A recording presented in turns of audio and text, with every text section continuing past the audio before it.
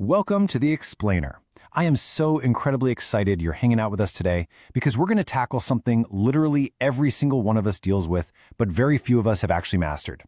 Have you ever wondered how some people just seem to bounce out of bed, full of energy, ready to conquer the universe on only like 5 or 6 hours of sleep? Meanwhile, the rest of us are hitting snooze for the third time, desperately bargaining with our alarm clocks. Well, today we're breaking down the science of real rest. We're going to look at the exact science-backed blueprint to hack your sleep so you can get way more energy and better recovery out of fewer hours in bed. Seriously, why do you feel dead after 9 hours of sleep? Look, we've all been there. You finally lie down, decide to scroll on your phone for a bit, check just one more video, and boom, suddenly it's 3 a.m. You sleep for a massive chunk of time, maybe even oversleep, but you wake up with your eyes burning and your brain completely fogged over. You tell yourself, okay, I'll sleep early tomorrow. But, we all know how that goes. And yet there's always that one friend or that one high-performing entrepreneur who completely thrives on a fraction of the sleep you're getting. Today, we aren't talking about destroying your health to work more. We're talking about how to sleep smarter so you wake up genuinely fresh. All right, let's dive into this. Here's the scientific blueprint we're covering today. First, the sleep time myth, then the 90-minute rule, followed by the pre-sleep shutdown, our morning energy protocols, and finally, some advanced sleep hacks. Let's get right to it. Section 1. The sleep time myth. It's all about quality over quantity. So there's this massive truth we just need to accept right out of the gate.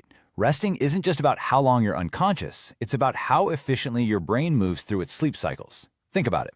If your sleep environment is packed with blue light, stress, late-day caffeine, and just total chaos, you can be in bed for 9 solid hours and still feel completely exhausted. But if you have clean, aligned sleep with uninterrupted cycles, your body can get a full recovery in just 5.5 to 6 hours. Our goal here isn't to just lay in bed longer, our goal is to pack way more deep and REM sleep into every single hour.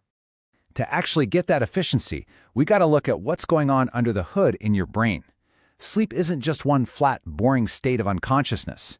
Every single night, your brain progresses through 5 stages over the course of about 90 minutes. It's like a wave. You go from light sleep, drop down into deep sleep, and then pop up into REM, rapid eye movement sleep. And here's the absolute kicker. Deep sleep is when your body fixes itself. It's when your muscles repair, your immune system reboots, and your physical battery recharges. REM sleep, though, that's for your brain. That's where you recover your focus, your memory, and your creativity. You literally need both to function at your peak.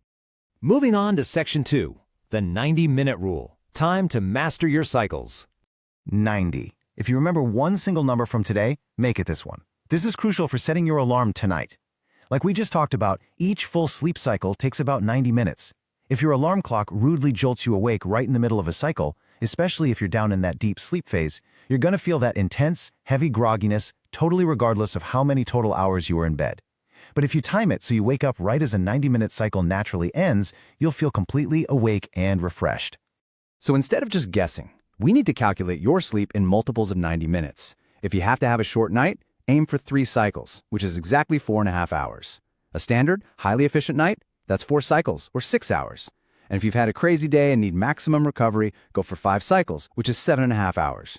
From now on, you're setting your alarm based on completing these exact cycles, not just picking some random time it sounds good. But listen, just timing the cycles isn't going to fix everything on its own. Studies out of Stanford have shown that irregular sleep schedules absolutely confuse your brain.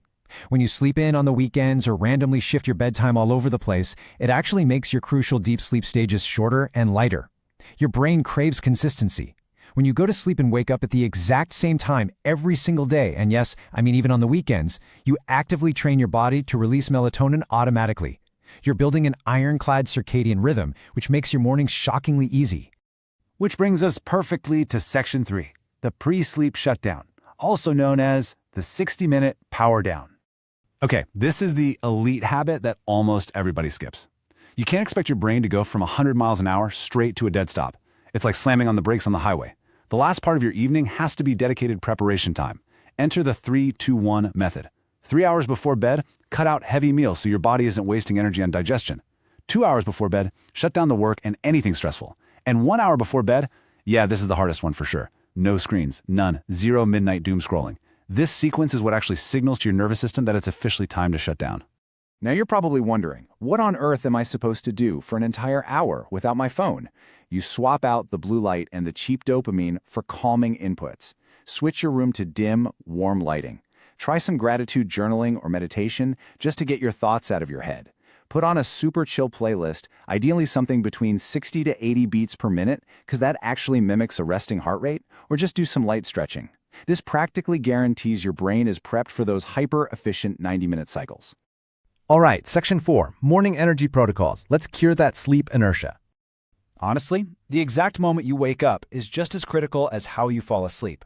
So here is your chronological morning blueprint. When you wake up, do not touch your phone. Just leave it alone. Within the very first 10 minutes, step outside and get some direct sunlight. Then, in the next 3 minutes, splash some freezing cold water on your face or drop down and do 20 push-ups or jumping jacks. The rule is simple. Do not hit snooze, hit action. And this brilliantly illustrates exactly why this morning protocol is basically magic.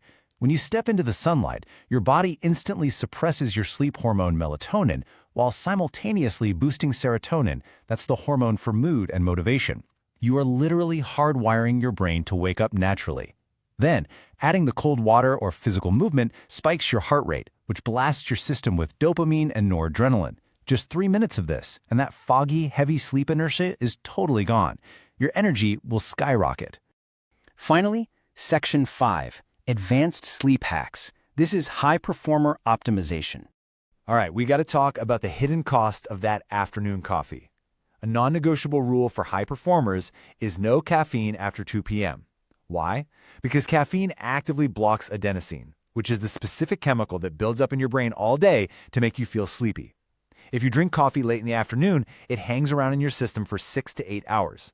And here's the crazy part. Even if you feel like you fall asleep completely fine, that late caffeine can secretly rob you of up to 30% of your deep sleep. You are unconsciously sabotaging your own recovery. Next up, let's optimize your actual bedroom. You basically want to create a bat cave. Your room temperature needs to be cool, right around 18 to 20 degrees Celsius, because that cooler air actually helps your body drop its core temperature, which initiates deep sleep. For light, pitch black. Or get yourself a really high-quality sleep mask. For sound, you want either complete silence or a steady white noise. And finally, consider some herbal support. Being low on magnesium is a huge, sneaky cause of poor sleep quality. Things like magnesium glycinate or a nice cup of ashwagandha tea can naturally calm your nervous system. Though, as always, please consult your doctor before you go adding any new supplements to your routine. And for our last hack, you have to do a mental declutter before bed.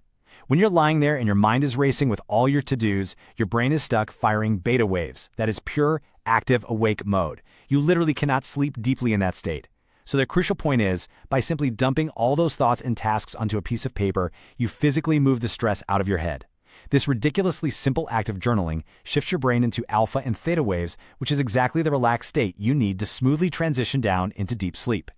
I want to leave you with this absolute game changer of a mindset shift. Sleep isn't a weakness, it's a performance tool.